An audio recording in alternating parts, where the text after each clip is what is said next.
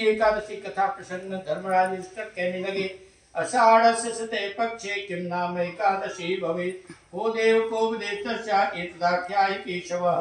भगवान अब आषाढ़ शुक्ल पक्षी एकादशी के बारे में बताए, क्या नाम है, क्या काम है, क्या विधान है। धर्मराज के द्वारा ऐसा पूछने पर भगवान श्री कृष्ण बोल उठे, रे धर्मराज, यह कथा ब्रह्मा जी ने नारद जी को श्रवण कराई थी, आइए हम लोग भी श्रवण करें। ब्रह्मा जी ने कहा, रे नारद, तुम भगवान के परम भक्त हो, मैं तुमसे आषाढ़ शुक्ल पक्ष की एकादशी की कथा कहता हूँ, जो संपूर्ण इच्छाओं को पूर्ण करने वाली है।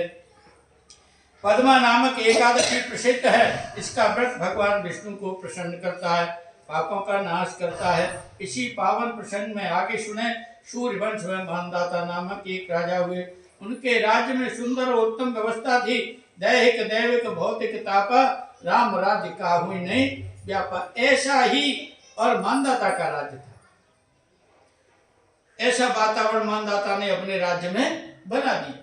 इस प्रकार के शासन में समय बीतने लगा, दिन बीतने लगे, माह बीत गए, वर्ष बीत गए। इसी प्रकार के वातावरण में राज्य में एक बार वर्षा नहीं हुई। प्रजा पीड़ित होने लगी, जनता दुखी होने लगी। दुखी जनता ने राजा से निवेदन किया, अपनी स्थिति को बताया, अपनी भूख प्यास से अवगत कराया और रक्षा करने की प्रार्थना की। प्रजा को कष्ट में सुनकर के राजा चिंता में आ गया। चिंता में राजा मुनियों की शरण में गया और राजा ने ब्रह्मपुत्र ददर्शात ऋषि मांगरिष्ठप, ब्रह्मा के पुत्र अंगिरस ऋषि को देखा। राजा ने ऋषि को प्रणाम किया, ऋषि का आशीर्वाद मिल गया। संत स्वभाव राजा की कुशलता जानने लगा, आगमन का कारण पूछने लगा। तो राजा बोल उठे, मुनिवर, मेरा राज्य दुख से दुखित है, क्लेश से क्लेशित है, अकालग्रस्त है, कारण बताएं, मेरा कल्याण करें। ऋषि ने कहा, राजन, तुम्हारे राज्य में कोई तुच्छ व्यक्ति शूद्र तपस्या में रत है, साधना में रत है। राजन, उसकी साधना ने, उसके अनाधिकृत कर्म ने ही तुम्हारे राज्य की स्थिति बिगाड़ दी है। तुम उसको समाप्त कर दो, तुम्हारे राज्य की स्थिति उत्तम हो जाएगी। राजा बोल उठा, मुनिवर, मैं उस अनधिकृत व्यक्ति शूद्र को मार नहीं सकता, और कोई विकल्प आप मुझे बताएं कि मैं किसी की मृत्यु नहीं कर सकता। धर्म में बड़ी शक्ति है, धर्म का कोई उपाय बताएं, मेरा कल्याण हो जाएगा। राजा की प्रार्थना पर ऋषि ने कहा कि राजन, धार्मिक शक्ति का उपयोग करो, आषाढ़ शुक्ल पक्ष की एकादशी का उपयोग करो, व्रत करो, राजन कल्याण हो जाएगा। पद्मा एकादशी के व्रत के प्रभाव से राज्य में वर्षा भी होगी, सिद्धि भी मिलेगी, पापों का अंत होगा। इस प्रकार राजा ने ऋषि की बात को व्यवहार में लिया।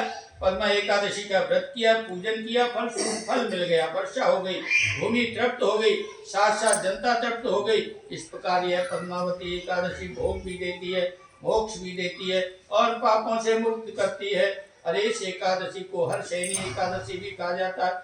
इसी एकादशी से और चातुर्मास प्रारंभ होता है। कथम कृष्णं प्रकर्तव्यं श्री विष्णु शयनव्रतम तद्ब्रूहि कृपया देव चातुर्मास व्रतानि च। भगवान, चातुर्मास व्रत क्या है, इसका स्वरूप क्या है, इसमें क्या होता है। धर्मराज के ऐसा पूछने पर भगवान श्री कृष्ण बोल उठे, सुनो पाठ, अरे युधिष्ठिर सुनो। आषाढ़ शुक्ल पक्ष में कर्क राशि का सूर्य होने पर संसार के स्वामी को यानी मधुसूदन भगवान को शयन कराओ और तुला राशि के सूर्यादयन पर भगवान को जगाओ, पूजन करो, चातुर्मास के नियमों का पालन करो। अरे वर्षा के 4 माह चातुर्मास के हैं। कार्तिक शुक्ल पक्ष में द्वादशी के दिन व्रत का समापन करें तो संपूर्ण फल मिलता है। पद्मा एकादशी को तुलसी का पौधा गमले में लगाने से महान पुण्य मिलेगा, अतः आप लोग अवश्य लगाएं। तुलसी की पवन से यमदूत भाग जाते हैं। इस प्रकार पद्मा एकादशी का व्रत अवश्य करो तो जीवन धन्य हो जाएगा। बोलो नारायण भगवान की जय। हर्षैनी एकादशी माता की जय। श्रावण कृष्ण पक्ष की कामिका एकादशी। अब आप लोग कामिका एकादशी की कथा श्रवण करें, जो श्रावण कृष्ण पक्ष में आती है। इसी प्रसंग में धर्मराज युधिष्ठिर कहने लगे कि भगवान, श्रावण कृष्ण पक्ष की एकादशी के बारे में बताइए। श्रावणे कृष्ण पक्षे तो किम नाम एकादशी भवेत् एतत् कथय गोविंद वासुदेव नमोस्तुते। भगवान, इसका नाम क्या है, विधान क्या है, मैं आपको प्रणाम करता हूँ। धर्मराज के निवेदन पर भगवान बोल उठे, अरे धर्मराज, इस व्रत के बारे में नारद जी ने ब्रह्मा जी से पूछा था। ब्रह्मा जी ने ये प्रसंग नारद जी को सुनाया था। अरे नारद, संसार के हित के लिए, मंगल के लिए तुमको सब बताता हूँ। अरे श्रावण कृष्ण पक्ष में काम का नामक एकादशी होती है।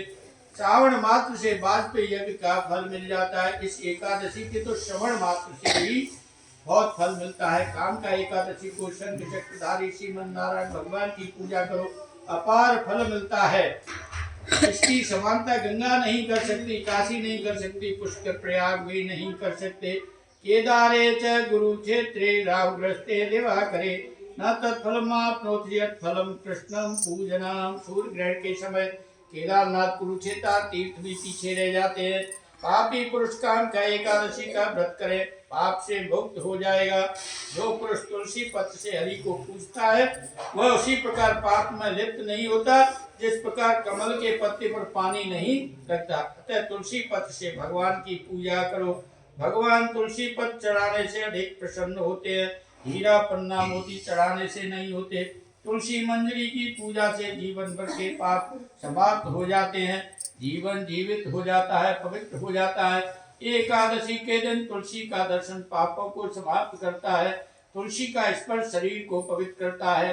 प्रणाम करने से रोग दूर होते हैं, जल चढ़ाने से यमराज दूर होते हैं, तुलसी वृक्ष लगाने से भगवान की समीपता मिलती है, भगवान के चरणों पर तुलसी चढ़ाने से मुक्ति मिलती है। ऐसी तुलसी को बार बार प्रणाम करो। एकादशी को रात दिन अखंड दीपक जलाओ, असंख्य पुण्यों की प्राप्ति होगी और सूर्य लोक मिलेगा।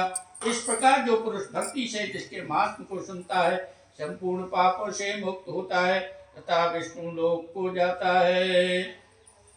बोलो श्रीमन नारायण भगवान की जय। एकादशी माता की जय। श्रावण शुक्ल पक्ष की पुत्रदा एकादशी। अब आप लोग पुत्रदा एकादशी की कथा श्रवण करें। पहले की जय। हाँ, एडवांस कीजिए। पुत्रदा एकादशी की कथा श्रवण करें जो श्रावण शुक्ल पक्ष में आती है। इसी प्रसंग में धर्मराज युधिष्ठिर कहने लगे, श्रावणस्य शते पक्षे किं नामाकादशी भवेत् ततेऽस्य प्रसादेन ममाग्रे मधुसूदनः। भगवान, श्रावण शुक्ल पक्ष की एकादशी का नाम क्या है, काम क्या है, विधान क्या है? ऐसा पूछने पर श्री कृष्ण बोल उठे, अरे धर्मराज, यह एकादशी पाप समाप्त करने वाली है, वाजपेयी यज्ञ का फल देने वाली है। इसका नाम पुत्रदा एकादशी है। ये एकादशी यथा नाम तथा गुण वाली है। आइए इसकी महिमा को जान लें। भगवान श्री कृष्ण के मुखारबिंद से इसकी कथा श्रवण करें। एक महिष्मतीपुर नाम की नगरी है। महिजित नाम का राजा है। राजा का प्रजा पालने में प्रेम है, निष्ठा है, लगन है, परंतु राजा को वात्सल्य शुभ नहीं है। वात्सल्य का अभाव राजा को दुखी करता है, चिंतित करता है। यह भाव राजा के सामने बना रहता है। लोक बिगड़ गया, परलोक बिगड़ गया, यह विचार बना रहता है। ऐसे वातावरण में उसका समय व्यतीत हुआ। राजा वृद्धावस्था में आ गया। राजा ने अपनी चिंता ब्राह्मणों को दिखाई, मंत्रियों को बताई और कोई उपाय करने को कहा। जब राजा की चिंता से ब्राह्मण और मंत्री भी चिंता में आ गए। ऐसे चिंतित वातावरण में ब्राह्मण और मंत्रियों को लोमस ऋषि दिखाई दे गई, जो कैसे है, लोमसम धर्म तत्वज्ञम सर्वशास्त्र विशारदम दीर्घायु यशम महात्म अनेकम ब्रह्म संहितम। अरे वो धर्म के ज्ञाता है, शास्त्रों में निपुण है, आयु की दीर्घता है, ब्रह्मा की सदस्यता है, तीनों कालों की ज्ञातज्ञता है। ऐसे ऋषि को प्रणाम किया, वंदन किया, अभिनंदन किया। मंत्री और प्रजाजन के वंदन ने लोमस ऋषि को भावित कर दिया और वाणी मुख से मुखरित हो गई। ऋषि बोल उठे, पूछ बैठे, अरे भावजनों, आप अपना परिचय बताओ, अपने आने का लक्ष्य बताओ, कारण बताओ। ऐसा पूछने पर प्रजाजन बोल उठे, भगवान, हमारा महिजित नामक राजा संतानहीन है। राजा दुख से दुखित है। राजा को दुख से मुक्त करें, राजा के जीवन को जीवित करें, जीवन को प्रकाशित करें।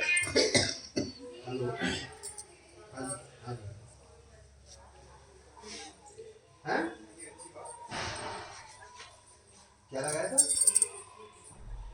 लिया और पूर्व जन्म की संपूर्ण स्थिति को प्रकट कर दिया। और ऋषि बोल उठे, अरे भावुक जनों, तुम्हारा राज पूर्व जन्म में क्रूर करने वाला था। ऐसी स्थिति में राजा ने एक बार ज्येष्ठ मास की शुक्ल पक्ष की एकादशी के दिन पानी पीते गाय को डंडा मार दिया। प्यासी गाय को भगा दिया। प्यासी गाय भगाने का प्रतिफल मिल गया, राजा संतानहीन हो गया। राजा को पूर्व जन्म के पुण्य का फल भी मिला, राजा बन गया। ऐसा सुनते ही प्रजाजन बोल उठे, भगवान राजा ने जो किया वह भोग लिया। भगवान राजा के संतान हो जाए ऐसा उपाय बताए, ऐसा विकल्प हमें बताएं, रास्ता बताएं। हम लोग राजा को संतानवान देखना चाहते हैं। इसी ने प्रजा का भाव जान लिया और बोल उठे, श्रावण शुक्ल पक्षे तु पुत्र नाम विश्रुतः। अरे तुम लोग श्रावण शुक्ल पक्ष की पुत्र नाम की एकादशी का व्रत करिए, पूजन करो और उसका संपूर्ण प्रतिफल राजा को अर्पित करो। ऐसा करने पर राजा संतानवान बन जाएगा। प्रजाजन पुत्र प्राप्ति की आशा से आसान्वित होकर के लौट आए और कुछ समय बाद सभी लोगों ने पुत्रदा एकादशी का व्रत किया, पूजन किया। एकादशी व्रत के पुण्य को राजा को अर्पित कर दिया। राजा को फल मिल गया, पुत्र की प्राप्ति हो गई, स्वर्ग मिल जाएगा, मोक्ष मिल जाएगा। बोलो नारायण भगवान की जय। बोलो पुत्रदा एकादशी माता की जय। भाद्र कृष्ण पक्ष की अजा एकादशी। अब आप लोग अजा एकादशी की कथा श्रवण करें जो भाद्र कृष्ण पक्ष में आती है। इसी प्रसंग में धर्मराज युधिष्ठिर बोले, भगवान कृष्ण पक्ष की एकादशी का नाम क्या है, विधान क्या है? धर्मराज के पूछने पर भगवान श्री कृष्ण बोल उठे, धर्मराज सावधान होकर के श्रवण करो। इस कथा को विस्तार से कहूंगा। इस कथा का नाम अजा है, यह पापों का नाश करती है। ये हम लोग भी भगवान श्री कृष्ण के मुखरित वाणी का आनंद लें, जीवन को जीवित करें। सूर्यवंश में एक प्रसिद्ध राजा हुए जो सत्यवादी हरिचंद्र नाम से प्रसिद्ध है, यथा नाम तथा गुण से शोभित है। चक्रवर्ती की उपाधि साथ में है, परंतु किसी कर्मयोग ने राजा को अपने रास्ते से गिरा दिया, भ्रष्ट कर दिया, प्रतिफल हो गया। विश्वामित्र निमित्त बन गए, राजा को परीक्षा की परिधि में खड़ा कर दिया। फल स्वरूप राजा पुत्र और रानी सहित बिक गया, सत्य को शरणागत हो गया। शरणागत समय में राजा पर बड़े बड़े कष्ट आए, पर सत्य की साधना से राजा अलग नहीं हुआ, पृथक नहीं हुआ। सत्य की साधना में राजा को बस समय हो गया, दिन बीत गए, माह बीत गई। इसी परोपकार की भावना से ब्रह्मा की साधना की सच्ची में ऋषिगण संतगण परोपकार की प्रतिमूर्ति है। राजा ने ऋषि को प्रणाम किया, अभिवादन किया और अपनी दुखद स्थिति पर प्रकट किया। राजा के दुखद स्थिति ने ऋषि को आश्चर्य में डाल दिया, चिंता में डाल दिया और मुख से एक उद्गार निकल गया, अरे राजन चिंता मत करो, चिंतन करो। तुम्हारा पुण्य मुझको यहाँ कर लाया, ऐसा कहकर ऋषि अंतर्ध्यान हो गए। राजा ने सत्य की साधना के साथ साथ अजा एकादशी का व्रत किया, पूजन किया। फल स्वरूप संपूर्ण फल मिल गया। ईशन को पत्नी मिल गई, पुत्र जीवित हो गया, संपूर्ण स्त्री पूर्वत हो गई। पुष्प वर्षा राजा का स्वागत करने लगी, बाजे बजने लगे। इस प्रकार पृथ्वी पर सुख प्राप्त करके अंत में स्वर्ग प्राप्त किया। यह अजा एकादशी स्वर्ग प्रदान करने वाली है। बोलो श्रीमन नारायण भगवान की जय। एकादशी माता की जय। भाद्र शुक्ल पक्ष की वामन एकादशी। वामन अवतार। आपने अजा एकादशी की महिमा का श्रवण किया, अब आप लोग वामन एकादशी की कथा श्रवण करें जो वामन एकादशी भाद्र शुक्ल पक्ष में आती है। इसी प्रसंग में धर्मराज युधिष्ठिर बोल उठे, भगवान नमस्यते पक्षे तु किन्नाम एकादशी भवे, को देवः को विदित्वा किं पुण्यं च वदस्वनः। भाद्र शुक्ल पक्ष की एकादशी का नाम क्या है, काम क्या है, विधि क्या है, देवता कौन है, सारी विधि बताइए, सारे साधन बताएं ताकि हमारा कल्याण हो जाए। धर्मराज की प्रार्थना पर भगवान श्री कृष्ण बोल उठे, रे राजन कथयामि महापुण्या स्वर्ग मोक्ष प्रदायिनी वामन एकादशी राजन सर्व पापहराम परम। एक एकादशी पुण्य देती है, मोक्ष देती है, स्वर्ग भी देती है। यह वामन द्वादशी के नाम विख्यात है, प्रसिद्ध है। अरे मोक्षाभिलाषी इस व्रत को अवश्य करें। इस एकादशी को वामन भगवान की पूजा करें तो तीनों लोकों की पूजा का फल मिल जाएगा। भाद्र शुक्ल पक्ष की जयंती एकादशी का उपवास करता है वह संपूर्ण संसार की तथा ब्रह्मा विष्णु महेश तीनों सनातन देवों की अर्चना करता है। इस एकादशी को भगवान करवट बदलते हैं, अतः इसका नाम पार्श्व परिवर्तनी कहा गया है। इसी प्रसंग में धर्मराज युधिष्ठिर ने शंका उत्पन्न कर दी, भगवान आप किस प्रकार का शयन करते हैं? कथम सुप्तोषि देवेश कथम याशंग वर्तनम, किस प्रकार करवट बदलते हैं, किस प्रकार बाली नामक दैत्य को बांधा, इस प्रकार अन्य प्रश्नों का भी समाधान करें। ऐसा धर्मराज से प्रश्न वाणी सुनी तो भगवान श्री कृष्ण बोल उठे, राजन सुनो, मेरा बलि नामक एक भक्त था जो धार्मिकता से परिपूर्ण था, धार्मिक क्रिया उसके जीवन का एक अंग बन गई। ऐसे वातावरण उसने दिव्य देवलोक पर विजय से प्राप्त कर ली, जिसके फलस्वरूप संपूर्ण देवता संकट में आ गए, विपत्ति में आ गए, चिंतन करने लगे कि क्या करें। चिंतन अवस्था में सारे देवता मेरे पास आए, स्तुति करने लगे, वंदन करने लगे। तो उसकी स्तुति ने, प्रार्थना ने मुझे विवश कर दिया। तो मैं वामन रूप धर करके उसके दरवाजे पर गया। युद्ध में तो मैं जीत नहीं सकता था, लेकिन मैंने याचना की, ब्राह्मण स्वरूप धारण करके मैंने उनसे याचना की और 3 पैर पृथ्वी का बहाना बनाया। बलि का संपूर्ण वैभव मैंने 3 पगों में जीत लिया। धर्मराज बोल उठे, त्वया वामन रूपेण सो सुरस जिता कथम। भगवान, आपके वामन रूप ने बलि को किस प्रकार जीत लिया? तब भगवान बोल उठे, राजन मैंने मांगने के लिए वामन रूप धारण किया था, छोटा रूप धारण किया, बहुत छोटा। 3 पग भूमि की याचना की, मेरी 3 पर भूमि की याचना पर बलि भावित हो गया कि कितना नापेगा, मेरे पास तो अपार धन संपत्ति है। और जब नापने का मौका आया तो मैंने अपना विशाल स्वरूप धारण कर लिया, विराट रूप जागृत हो गया। 2 पग से उसका सारा वैभव मैंने नाप लिया, तीसरे पग से उसका मस्तक मैंने नाप लिया। बलि को पाताल में भेज दिया और मैं तेरे समीप रहूंगा, ऐसा वरदान मैंने उसे दे दिया। तमय का तत्वमूर्ति से बलि मासित तिष्ठति द्वितीय आशेष पृष्ठे में क्षीराब्दो सागरो समेत। पाताल में मेरी एक मूर्ति बलि के पास रहती है और दूसरी क्षीर सागर में शेषनाग की पीठ को शोभित करती है। इस प्रकार कार्तिक मास तक शेषशाही भगवान शयन करते हैं। शयन काल का पुण्य अनंत फलदायी होता है। इस एकादशी को भगवान करवट बदलते हैं। वामन द्वादशी को दही का दान करो, सोने चांदी का दान करो, रात्रि को जागरण करो, कल्याण हो जाएगा, जीवन जीवित हो जाएगा तथा चंद्रमा के समान उज्जवल हो जाएगा। अश्वमेध यज्ञ का फल मिल जाएगा। बोलो वामन भगवान की जय, बोलो वामन एकादशी माता की जय। अब आश्विन कृष्ण पक्ष की इंदिरा एकादशी। अब आप इंदिरा एकादशी की कथा श्रवण करें जो आश्विन कृष्ण पक्ष में आती है। इसी प्रसंग में धर्मराज युधिष्ठिर कहने लगे, कथया सुप्रसादेन ममाग्रे मधुसूदन आश्वने कृष्ण पक्षे तो किम नाम एकादशी भवे। हे मधुसूदन, आप आश्विन कृष्ण पक्ष की एकादशी की महिमा बताए, उसका नाम बताए, विधि बताए।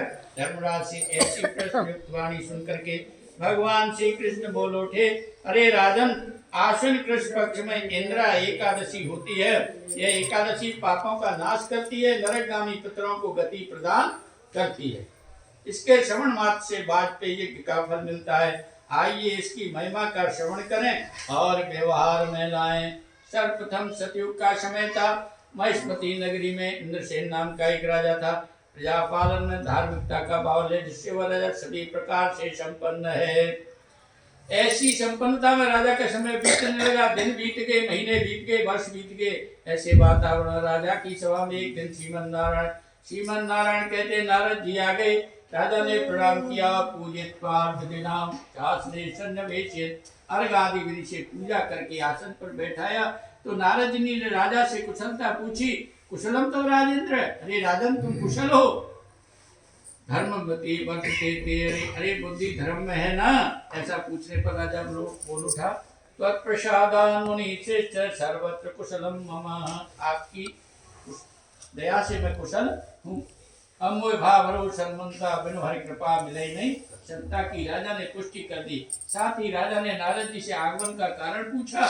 तो नारद जी बोल उठे, राजन सूयताम राज साधुल भद्वतो विस्मद्वैपदम। मेरे आश्चर्य युक्त वचन सुनो, मेरे आने का कारण सुनो।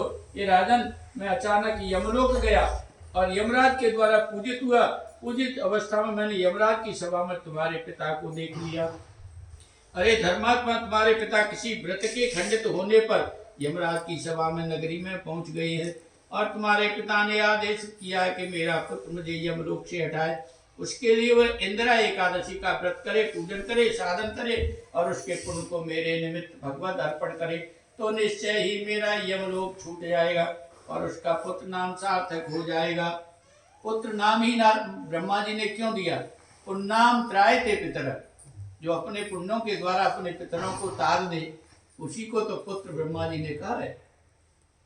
राजा पिता के कल्याण में लग गया और संकल्पित हो गया। नारद जी से व्रत का विधान पूछने लगा। नारद जी भी परोपकार में आ गए, संत स्वरूप की साधकता में आ गए और एकादशी व्रत का विधान मुख से मुखरित होने लगा। राजन, आश्विन कृष्ण पक्ष की एकादशी को स्नान करके शुद्धता से पवित्रता से पितर श्राद्ध करो।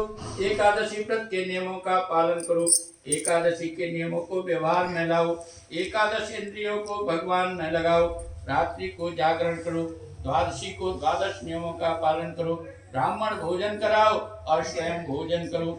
इस प्रकार एकादशी व्रत के सभी नियमों का पालन करने से तुम्हारे पिता को स्वर्ग की प्राप्ति होगी। इस प्रकार सारा विधान बता करके नारद जी अंतर ध्यान हो गए।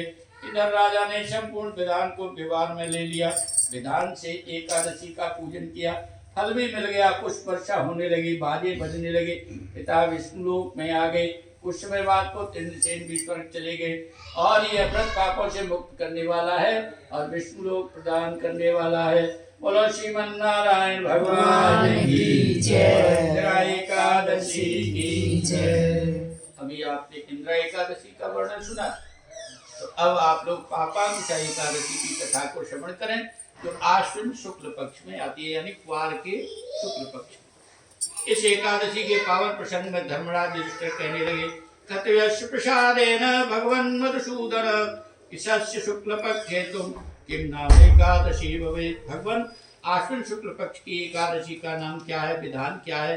धर्मराज के पूछने पर भगवान श्री कृष्ण बोल उठे, पाशांकुशेत विख्याता सर्वा परा परा। अरे धर्मराज, इसका नाम पापांकुशा है।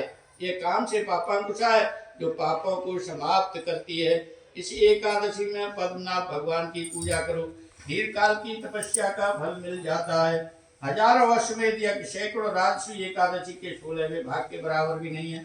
संसार में एकादशी के समान कोई पुण्य नहीं है।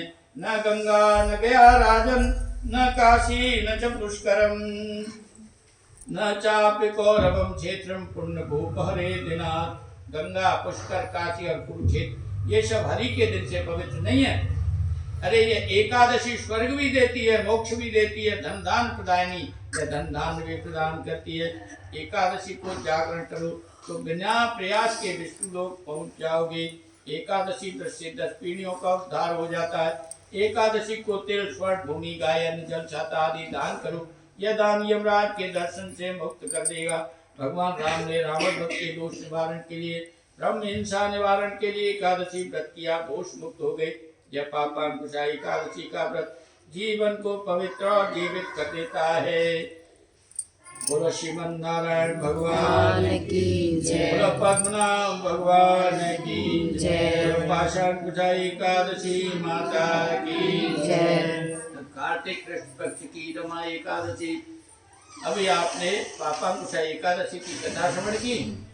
अब आप कार्तिक कृष्ण पक्ष की एकादशी की महिमा बताएं। भगवान से और युधिष्ठिर कहने लगे, विधान बताएं। धर्मराज के पूछने पर भगवान श्री कृष्ण बोलो, श्री राजन, कार्तिक कृष्ण पक्ष की एकादशी की महिमा सुनो, जान लो और व्यवहार में लाओ। श्रूयता राज शार्दूल कथयामि तवाकृतः कार्तिके कृष्ण पक्षे तु रमा नाम्नि सुतो बना। अरे राजन, कार्तिक कृष्ण पक्ष की रमा एकादशी है। यह महापाप हरा परा पाप विनाशक है। इसका एक प्रसंग आइए श्रवण करें। सर्वप्रथम मुचकुंद नाम के राजा हुए, जो हरि भक्त थे, सत्य प्रतिज्ञ थे। इंद्र, वरुण, कुबेर आदि के साथ मित्रता थी। एक बार नदियों में शेष चंद्रभागा नदी राजा के घर उत्पन्न हो गई और चंद्रसेन के शोभन नामक पुत्र के साथ गृहस्थ धर्म स्वीकार कर लिया। और समय बीतने लगा। उसी वातावरण में एक बार शोभन ससुराल में आया और उसी समय फलदायी एकादशी का व्रत आ गया। राजा ने 10वीं को घोषणा कर दी कि कल सभी एकादशी का व्रत करेंगे, पशु पक्षी भी अन्न ग्रहण नहीं करेंगे। ऐसा सुनकर के ससुराल में थे शोभन ने अपनी पत्नी से कहा, किम कर्तव्यम मया कांते देश इच्छा शोभने तेन ये नवे सम्यक जीवितम नवनिष्यति। भैया अब तू बता, मैं क्या करूं, मैं तो भूखा रह नहीं सकता। अब तेरी ससुराल में जाओ तो मेरे तो प्राण निश्चित ही चले जाएंगे। तो उसकी पत्नी ने कहा कि स्वामी, या तो हमारा देश छोड़ दीजिए आप। हमारे यहाँ तो हमारे पिताजी का आदेश है कि 10वीं की रात्रि से कोई भोजन नहीं करेगा, कल भी भोजन नहीं मिलेगा किसी को। पक्षियों तक को भी नहीं मिलेगा तो आपको भोजन कहाँ से दूंगी मैं। और जो भोजन देगा उसको दंडित करेंगे पिताजी। तो इसलिए आप कहीं दूसरी जगह चले जाए। परंतु शोभन में श्रद्धा जाग गई, भक्ति जागी, इसलिए शोभन भी संकल्पित हो गया और मुख से वाक्य निकल गया कि मैं भी एकादशी व्रत का पालन करूंगा। इस प्रकार भगवान के भरोसे पर व्रत किया। दिन बीत गया, रात्रि भी आ गई। रात्रि उसके लिए असहनीय हो गई। रवे रुदय वेलायाम शोभनम पंचता गथा। सूर्योदय के समय शोभन का प्राणांत हो गए और अंतिम संस्कार भी कर दिया गया। चंद्रभागा पिता के घर में रहने लगी। इधर शोभन ने रमा एकादशी व्रत के प्रभाव से मनोहर देव स्थान को प्राप्त किया। वह नगर सर्वगुण संपन्न था। शोभन उस नगर का राजा बन गया। गंधर्व गान करने लगे, अप्सराएं स्थिति में आ गई। शोभन साक्षात इंद्र के सदस्य हो गया। समय बीतने लगा। ऐसे समय एक बार मुचकुंद नगर का शोभ शर्मा नामक ब्राह्मण तीर्थ यात्रा करते समय शोभन के देव स्थान पर पहुंच गए। उसने पहचान लिया, ये तो हमारे राजा का दामाद है। शोभन ने ससुराल के ब्राह्मण को देख लिया और प्रणाम किया। पूर्व जन्म की पत्नी और अपने ससुर की कुशलता पूछी। कुशलता मिल भी गई। शोभन कुशलता प्राप्त कर अपनी कुशलता बताने लगा और कार्तिक कृष्ण पक्ष की एकादशी की महिमा भी बताने लगा। साथ में अपने नगर की कमी बताने लगा। अरे ये नगर अस्थिर है, इसके लिए एक उपाय अगर हो जाए, कोई चिंतन करो ताकि ये नगर स्थिर हो जाए। अरे ब्राह्मण, नगर को स्थिर करने की शक्ति मेरी पूर्व की पत्नी में निहित है, मुचकुंद की पुत्री चंद्रभागा में निहित है। अरे ब्राह्मण, यह वृत्तांत आप उससे कह देना ताकि यह नगर स्थिर हो जाएगा। ब्राह्मण ने शोभ शर्मा का संदेश उसकी पत्नी चंद्रभागा को बता दिया और स्पष्ट कर दिया। अरे चंद्रभागा, तेरा पति देव स्थान नगरी में है, तुम उस नगरी को स्थिर कर दो। चंद्रभागा अपने पति के पास जाने को उद्यत हो गई, विवश हो गई और नगर को स्थिर करने को तत्पर हो गई। ब्राह्मण चंद्रभागा को वामदेव मुनि के आश्रम में ले गया और सारा वृत्तांत भी बता दिया। ऐसा सुनकर के ऋषि परोपकार में आ गए, कल्याण में आ गए। चंद्रभागा का वेद मंत्रों से अभिषेक कर दिया, प्रतिफल हो गया। चंद्रभागा को दिव्य शरीर प्राप्त हो गया, पति के पास आ गई। पूर्व पत्नी को देख शोभन प्रसन्न हो गया। प्रसन्नता में पत्नी को वामांग में बिठा लिया। पत्नी ने अपने पति से सुंदर वचन कहे। अरे स्वामी, आप अपने हित की बात श्रवण करो। स्वामी, मैंने 8 वर्ष के उपरांत बहुत साधना की है। जो मुझ में शक्ति रूप में विद्यमान है, उस शक्ति के प्रभाव से यह नगरी अचल हो जाएगी। यह एकादशी चिंतामणि के समान है, कामधेनु के समान है। ब्रह्म हत्या दूर हो जाती है। जो एकादशी व्रता नाम च महात्म शृणुयानरः, मनुष्य एकादशी के व्रतों का महात्म श्रवण करता है। सर्व पाप विनिर्मुक्तो सर्वभोग समन्वितः यलोके सुखम भुक्ता विष्णुलोके महीयते। वह सब पापों से मुक्त होकर के सुख भोग करके हरि धाम में निवास करता है। बोलो श्रीमन नारायण भगवान की जय। रमा एकादशी माता की जय। अब कार्तिक शुक्ल पक्ष की प्रबोधिनी एकादशी, जैसे भगवान को हम जगाते हैं, एकादशी। अब आप कार्तिक शुक्ल पक्ष की प्रबोधिनी एकादशी की कथा श्रवण करें। इसी कथा श्रवण प्रसंग में धर्मराज कहने लगे, भगवान आप कार्तिक शुक्ल पक्ष की महिमा बताएं, नाम बताएं, विधान बताएं। यह प्रसंग ब्रह्मा जी ने नारद जी को बताया था। उन्होंने कहा, रे नारद, प्रबोधिनी एकादशी की महिमा सुनो, जो पाप नाशक, पुण्य वर्धक और मुक्ति प्रदायक है। अरे विप्रेंद्र, भागीरथी गंगा की गर्जना प्रबोधिनी एकादशी के आने पर बंद हो जाती है। तावत गर्जत विप्रेंद्र गंगा भागीरथी चितौ यावन्नायत पापाग्नि कार्तिके हरिबोधिनी। अरे पुण्य क्षेत्र, सरोवर, समुद्र आदि तीर्थ प्रबोधिनी एकादशी के समक्ष अपनी गर्जना बंद कर देते हैं। इसी कथा क्रम में नारद जी ने पूछ लिया, एक भुक्तेन किम पुण्यम रक्त भोजने उपवासेन किम पुण्यम तन्मे ब्रूहि पितामह। हे पितामह, मुझे बताए कि दिन में एक बार भोजन करने से और रात्रि में भोजन करने से तथा व्रत करने से क्या फल मिलता है। ऐसा पूछने ब्रह्मा जी बोल उठे, अरे नारद सुनो, तुमने यह बात परोपकार की भावना से भावित होकर पूछी है। अरे नारद, एक बार का भोजन एक जन्म के पाप को नष्ट करता है और रात्रि का भोजन 2 जन्म के पाप समाप्त करता है तथा एकादशी का व्रत 7 जन्म भवम पापम उपवासेन नश्यति, 7 जन्मों के पापों का नाश करता है। और यह प्रबोधिनी एकादशी तो सुमेरु पर्वत बंदराचल पर्वत के समान महान पापों को समाप्त करती है और पुण्यों को उत्पन्न करती है। अतः प्रबोधिनी एकादशी का व्रत अवश्य करो, जागरण करो, पूजन करो। क्या फल मिलेगा? तीनों कालों के 10,000 कुल विष्णु धाम चले जाएंगे। प्रबोधिनी एकादशी का व्रत करो, समस्त तीर्थ घर में आ जाएंगे। श्रीमन नारायण भगवान की प्रसन्नता मिलेगी। अरे प्रबोधिनी एकादशी की कथा श्रवण करो, पूजन करो, योगी बन जाओगे, ज्ञानी बन जाओगे, जितेंद्रिय बन जाओगे, जिसके फलस्वरूप भोग भी मिलेगा और मोक्ष भी मिलेगा। जन्मना छूट जाएगा, मरना छूट जाएगा।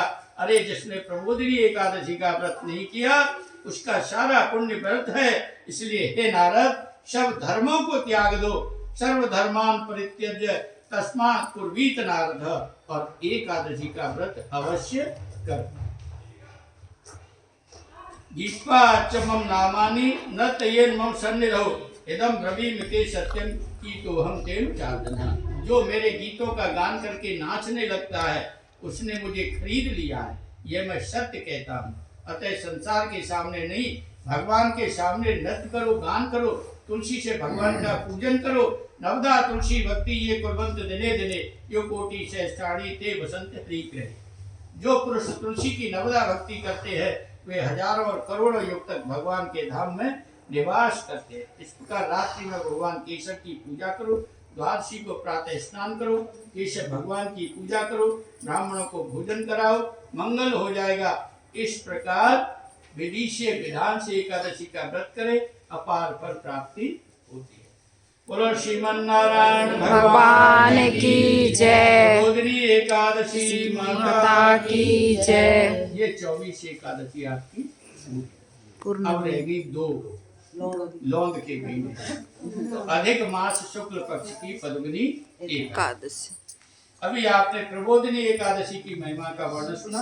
अब आप अधिक मास यानी मलमास के शुक्ल पक्ष की कथा श्रवण करें। भगवान हम मलमास यानी अधिक मास के शुक्ल पक्ष की कथा श्रवण कराएं। उसका नाम क्या है, उसका काम क्या है, उसकी महिमा और पूजन बताएं ताकि हमारा कल्याण हो जाए। धर्मराज युधिष्ठिर की प्रार्थना पर भगवान विवश हो गए और बोल उठे। भगवान कहने लगे, धर्मराज यह पद्मिनी एकादशी है। पद्मिनी एकादशी मनुष्य को विष्णु लोक पहुंचाती है। इसकी महिमा को ब्रह्मा जी भी नहीं कह सकते। सर्वप्रथम ब्रह्मा जी ने इस पद्मिनी एकादशी की महिमा नारद जी को बताई। इसी प्रसंग को भगवान श्री कृष्ण युधिष्ठिर को बता रहे हैं। अरे धर्मराज, इस एकादशी के व्रत को 10वीं तिथि से प्रारंभ करो और 8 वस्तुओं का त्याग करो।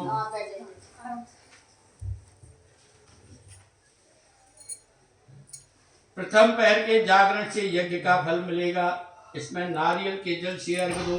दूसरे पहर में जागरण करो, बिल फल से पूजा करो, वाजपेयी यज्ञ का फल मिल जाएगा। तृतीय पहर में जागरण करो, बिजौरा नींबू से पूजा करो, अश्वमेध यज्ञ का फल भी मिल जाएगा। चतुर्थ पहर में जागरण करो, सुपारी से पूजा करो, राशि यज्ञ का फल मिल जाएगा। जो अधिक मास में एकादशी आती है उसकी 4 प्रहर की पूजा बताएंगे। अरे ऐसा विधि विधान से व्रत करने से जीवन धन्य हो जाएगा। और एकादशी की महिमा श्रवण करो। इसकी महिमा पुलस्त मुनि ने नारद जी को बताई। एक समय का प्रसंग है कि कार्तवीर्य ने रावण को कारागार में बंद कर दिया और पुलस्त मुनि ने राजा से रावण को मुक्त कराया था। इस प्रसंग पर नारद जी को आश्चर्य हो गया और नारद जी पूछने लग गए कि रावण पर कार्तवीर्य ने किस प्रकार विजय प्राप्त की। पुलस्त जी बोल उठे, नारद, त्रेता युग में महेशमती नाम की एक नगरी थी। इस नगरी में है ये राजाओं का कुल था। इसमें कृतवीर नामक एक राजा हुआ। उसके 1000 रानियां थी परंतु पुत्र नहीं था। राजा का गृहस्थ बिगड़ गया। राजा चिंता में आ गया। चिंता में राजा संकल्प विकल्प उठने लगे और ऐसे समय राजा भगवान की साधना में लग गया। साथ में पत्नी भी अर्धांगिनी बन साधना करने लगी और साधना सफल नहीं हुई। दोनों चिंता में आ गए, क्या करें। और ऐसे चिंता युक्त वातावरण में एक विचार आया कि चलो माता अनुसुईया की शरण ग्रहण करें, पतिव्रता की शरण ग्रहण करें। दोनों पतिव्रता की शरण में आ गए और प्रणाम किया। दोनों मिलकर के अपनी समस्या बताने लगे, अपनी साधना की असफलता बताने लगे और अपने गृहस्थ की असफलता बताने लगे। एक पुत्र की प्राप्ति हो जाए ऐसी प्रार्थना करने लगे। प्रार्थना पर माता अनुसुईया प्रसन्न हो गई, भावित हो गई और एक उपाय मुख से मुखरित हो गया। उपाय बता दिया कि तुम दोनों विशेष मास की एकादशी का व्रत करो और व्यवहार में लाओ, तुम्हें अजय पुत्र मिलेगा। विधि विधान से दोनों ने एकादशी का व्रत किया, भगवान प्रसन्न हो गए, वरदान मिल गया। कार्तवीर नामक पुत्र हो गया जो महान बलशाली महान योद्धा था। ऐसे बलशाली से रावण की पराजय हुई। यह सब एकादशी व्रत और पूजन का प्रभाव था। इस प्रकार हमें भी अधिक मास शुक्ल पक्ष की एकादशी का व्रत करना चाहिए। बोलिए गोविंद भगवान की जय। एकादशी माता की जय। अब अधिक मास की कृष्ण पक्ष की परमा एकादशी। अभी आपने अधिक मास के शुक्ल पक्ष की पद्मिनी एकादशी की कथा श्रवण की। अब आप परमा एकादशी की कथा श्रवण करें। इसी कथा श्रवण प्रसंग में धर्मराज इससे बोल उठे, मलिम्लोच्चस्य मासस्य कृष्णाका कथ्यते विभो किम नाम कोपदेशस्य कथयस्व विभत्पते। भगवान इसका नाम क्या है, काम क्या है, पूजन क्या है। धर्मराज के प्रश्न के उत्तर में और भगवान की वाणी मुखरित होने लगी। भगवान ने कहा, धर्मराज, ये एकादशी परमोति समाख्याता पवित्र पाप हारिका भक्ति मुक्ति प्रदान नाम भोगदाच युधिष्ठिर। यह परमा नाम से जानी जाती है। यह भक्ति और मुक्ति प्रदायक है, पापों का हरण करती है। इस एकादशी की महिमा जान लो, व्यवहार में ले आओ। कामपिल्ल नाम का एक नगर है, सुमेधा नामक एक ब्राह्मण नगर में रहता है। उसकी पत्नी का नाम पवित्रा है, जो यथाराम तथा गुण है, पतिव्रता भी है।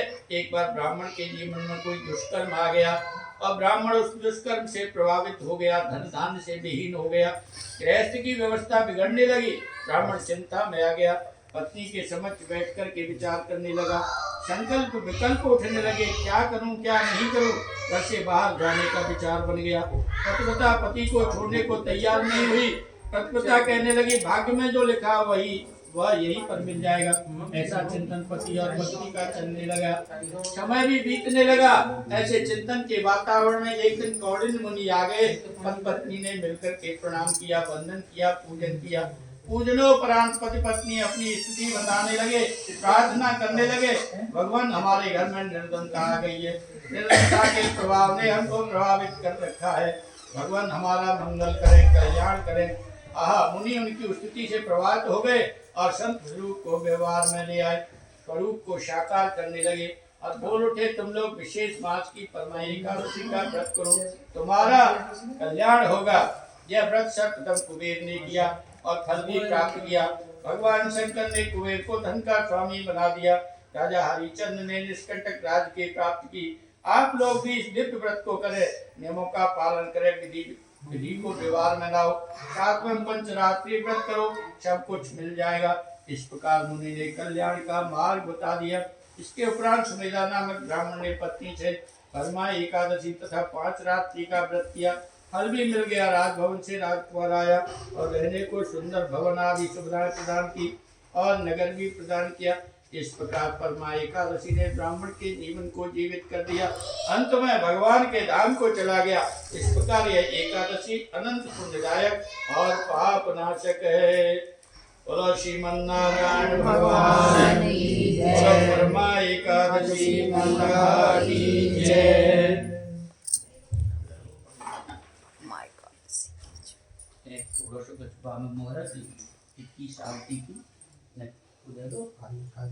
कोई बर्तन मिट्टी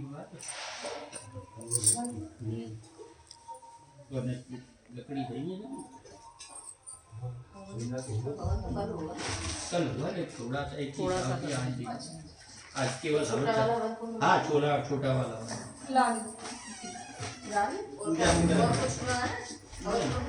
नहीं और कुछ नहीं।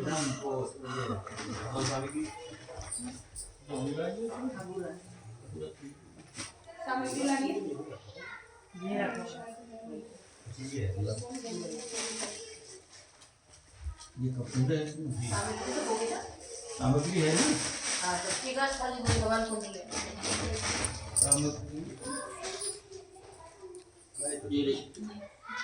थोड़ी सी लेनी। ओम इंद्राय स्वाहा, इंद्राय नमः। ओम अग्नये स्वाहा, इदमग्नये नमः। ओम भूः स्वाहा, इदं नमः। ओम भुवः स्वाहा, इदं नमः। ओम स्वाहा स्वाहा इदं सूर्याय नमः। ओम सोमाय स्वाहा इदं सोमाय नमः। ओम नमो भगवते वासुदेवाय स्वाहा। ओम नमो भगवते वासुदेवाय स्वाहा। ओम नमो भगवते वासुदेवाय स्वाहा। ओम नमो भगवते वासुदेवाय स्वाहा। ओम नमो भगवते वासुदेवाय स्वाहा। ओम नमो भगवते वासुदेवाय स्वाहा। ओम नमो भगवते वासुदेवाय स्वाहा। ओम नमो भगवते वासुदेवाय स्वाहा। ओम नमो भगवते वासुदेवाय स्वाहा। ओम नमो भगवते वासुदेवाय स्वाहा। ओम नमो भगवते वासुदेवाय स्वाहा।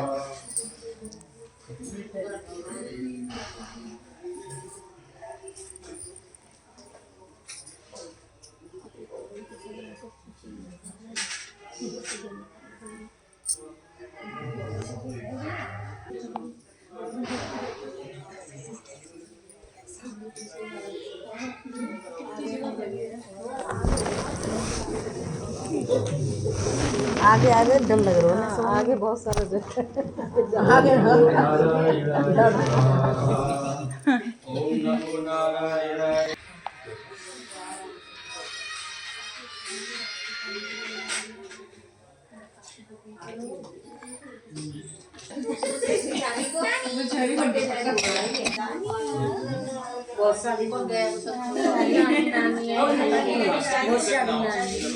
क्या करें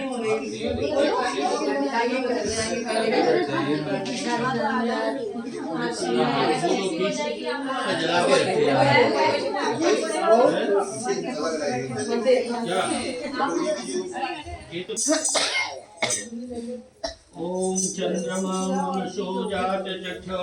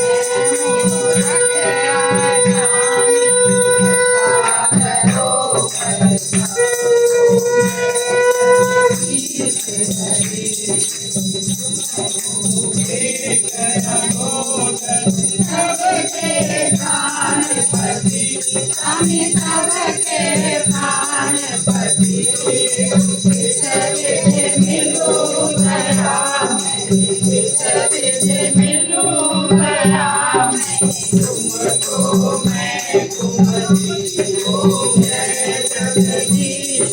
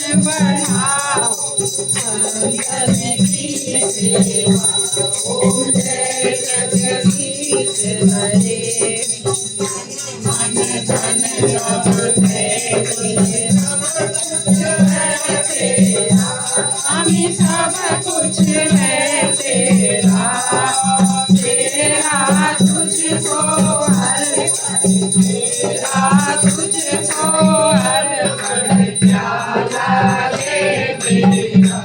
ओम जय जगदीश हरे।